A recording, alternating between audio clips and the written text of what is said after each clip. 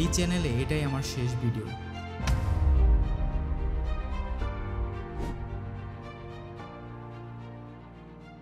জি, অবশেষে ফিরে আসলাম, কারণ আমার লাস্ট ভিডিওতে আপনাদের কমেন্ট পড়ে আমি অনেক অবাক হয়েছি।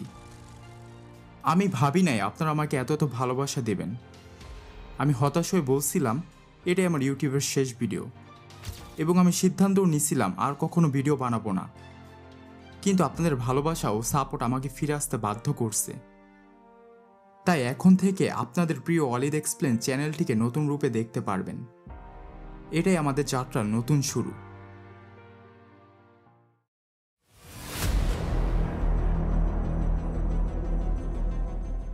শুনেন, সময় বদলাচ্ছে, সাথে সাথে আমরা মানুষরাও কিন্তু বদলাচ্ছি। এই যুগে আপনি যা পছন্দ করেন তা ডাবল ট্যাপ করে লাইক করেন, আর যা অপছন্দ করেন সেটা নিয়ে একটা টুইট করে ফালান। আসলে চিন্তা করুন তো, এই দুটার মধ্যে কি কোনো সম্পর্ক আছে? এদের মধ্যকার গভীর সম্পর্কটা একটু পরে বলতেছি, প্যারা নাই। তার আগে অনলাইনে রিলেশনশিপ স্ট্যাটাসটা আপডেট করে নেন। এবার আসি, যারা প্রতিদিন খবর পড়তেন তারা তো এখন অনলাইনেই পড়েন, তাই না? মাস শেষে বিকাশ অ্যাপে কত টাকা বাকি আছে সেটা অনলাইনে বিকাশ অ্যাপ ব্যবহার করে চেক করেন। ফেসবুকে স্ক্রোল করতে করতে হঠাৎ একটা জামা পছন্দ হইল, টুস করে কিছু চিন্তা না করেই নতুন ড্রেসটা অনলাইনে মেসেজ দিয়ে কিনা ফালান।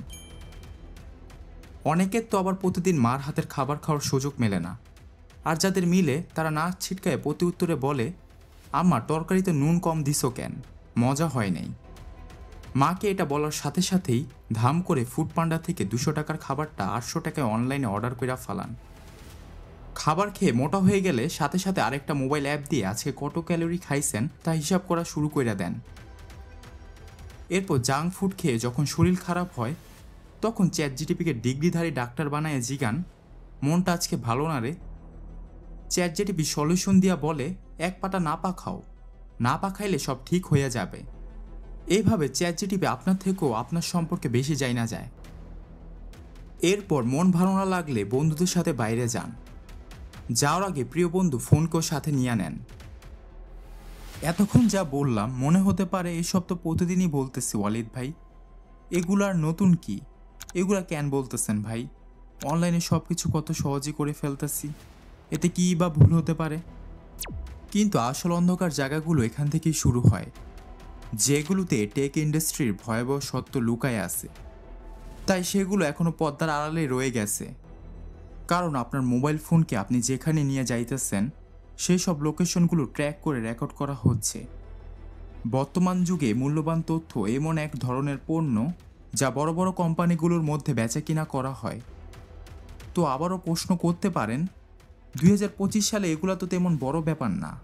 আবার অনেকে এও বলবেন যে, ভাই কোম্পানিগুলো আমার তথ্য বিক্রি করে কিছু টাকা কামাইতেছে, এতে আপনার এত চুলকানি কেন হচ্ছে? তাহলে বলি কেন হচ্ছে।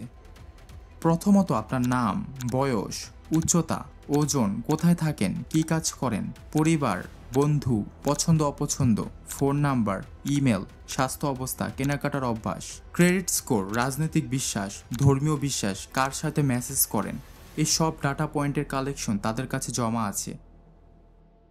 এতগুলো ছোট ছোট তথ্যের টুকরা যেগুলোর মূল্য হয়তো আপনার কাছে নাই, তবে তাদের কাছে আছে। এখন প্রশ্ন হলো, তারা কারা? কাদের কাছে এটা এত মূল্যবান? প্রথমে বিজ্ঞাপন দাতাদের কাছে, কারণ বিপুল ডেটা থাকলে তারা সঠিকভাবে জানবে কাকে টার্গেট করতে হবে এবং কিভাবে টার্গেট করতে হবে, যাতে আপনি তাদের পণ্য দেখার সাথে সাথে কিনা ফালান। এখন আপনি ভাবতেছেন তারা তো আর আপনার ডাটা পায় না, তাই না? ভুল ভাবতেছেন, তারা পায়, আর একবার পেলে সেটা আর আপনার থাকে না। এটাই ডেটা ব্রোকারের জগৎ, যেটা $300 বিলিয়ন ইন্ডাস্ট্রি। এবং মজার ব্যাপার, এই ইন্ডাস্ট্রিতে কোনো কিছুই তাদের নিজেদের না। আপনি হয়তো ভাবতেছেন আমি ছোট ছোট কোম্পানির কথা বলতেছি, হয়তো বড় বড় কোম্পানিরা এইসব করে না।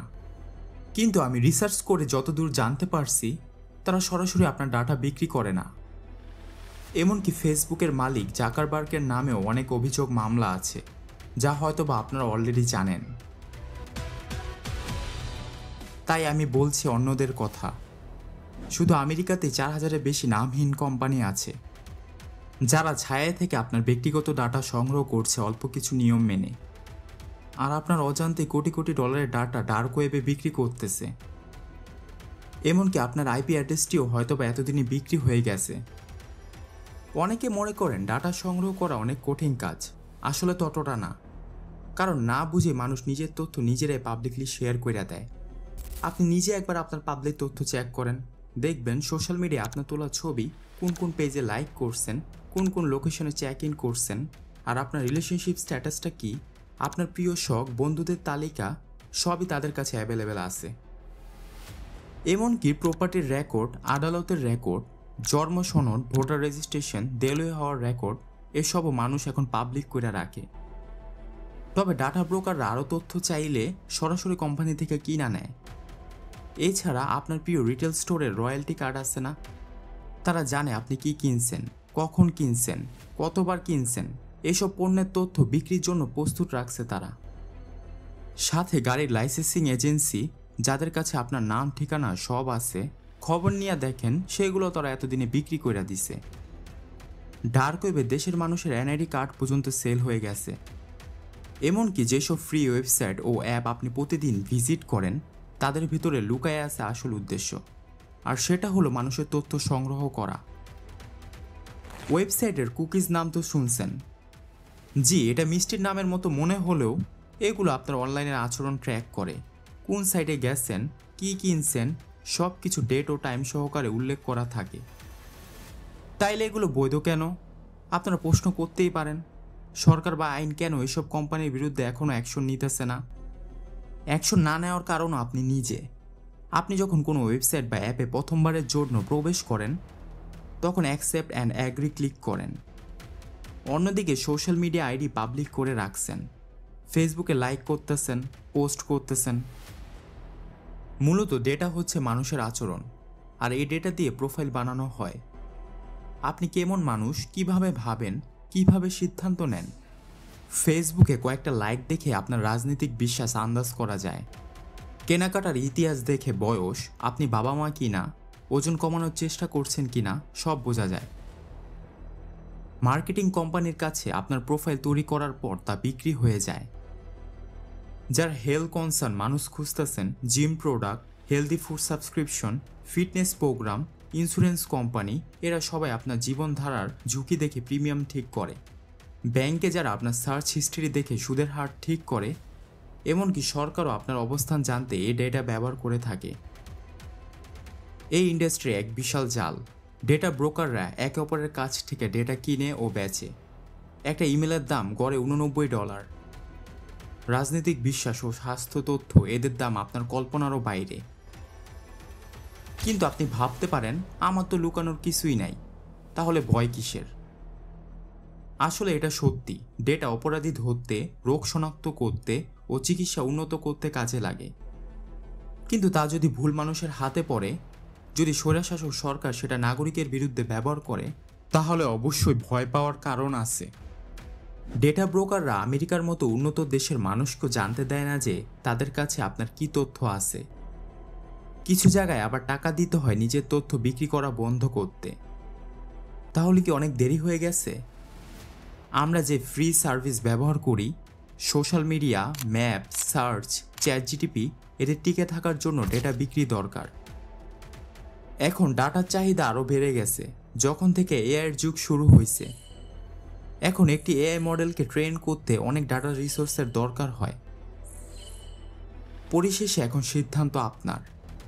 আপনি কি টাকা দিয়ে ফেসবুক বা গুগল ম্যাপের মতো সার্ভিস ব্যবহার করবেন, নাকি তাদেরকে আপনার মূল্যবান ডেটা চুরি করতে দিবেন? তবে একটা কথা মনে রাখবেন, আমি মনে করি এর সমাধান হলো আপনার সচেতনতা ও ব্যক্তিগত নিয়ন্ত্রণ তৈরি করা। জিডিপিআরের মতো আইন বানানোর পরেও কিন্তু তাতে ফাঁক আছে। এজন্য ডেটা ইন্ডাস্ট্রি খুব জটিল তবে আকর্ষণীয় বটে। যত বেশি জানবেন তত বেশি বুঝতে পারবেন আপনার তথ্যর আসল মূল্য এবং কিভাবে তা রক্ষা করা যায়। ইউটিউব কেন আমার এই চ্যানেলটিকে নষ্ট করে দিতে চায় তা জানতে স্ক্রিনে থাকা এই ভিডিওটি দেখতে পারেন। আজকের মতো এই পর্যন্তই। আল্লাহ হাফেজ।